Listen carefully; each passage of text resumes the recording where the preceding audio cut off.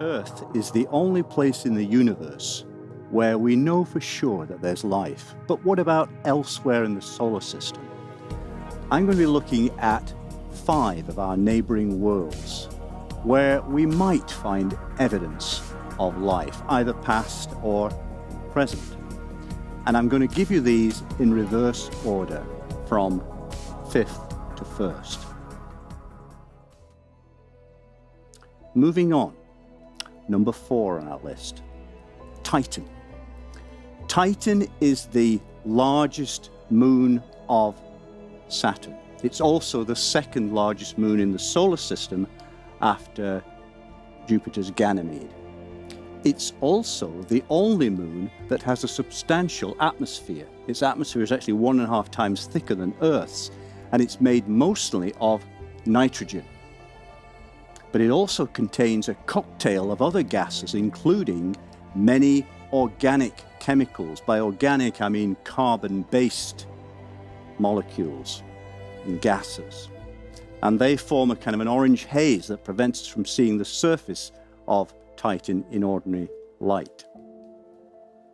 Titan is also the only object, apart from Earth in the solar system, that has stable bodies of liquid on its surface. It has seas, it has lakes, it has rivers. But these don't contain water. These are seas and lakes and rivers of liquid methane and liquid ethane, the 2 lightest hydrocarbons.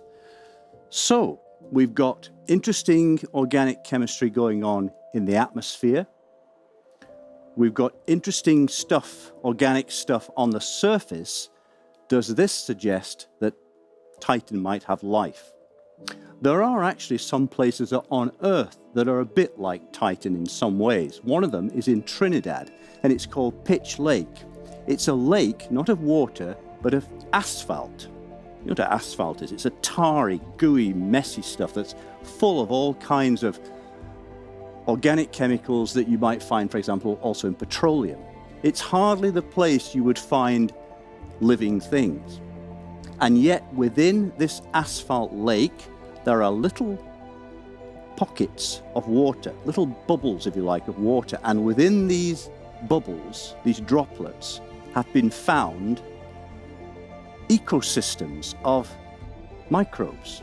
They are, in fact, the smallest known ecosystems on Earth. Well, that's very interesting. But Titan isn't Earth, quite clearly. It's much, much colder.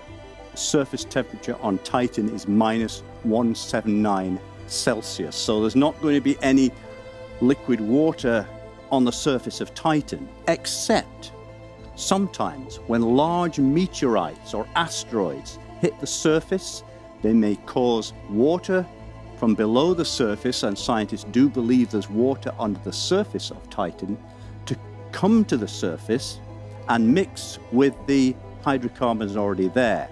And the heat from the impact could keep the water liquid for centuries or more.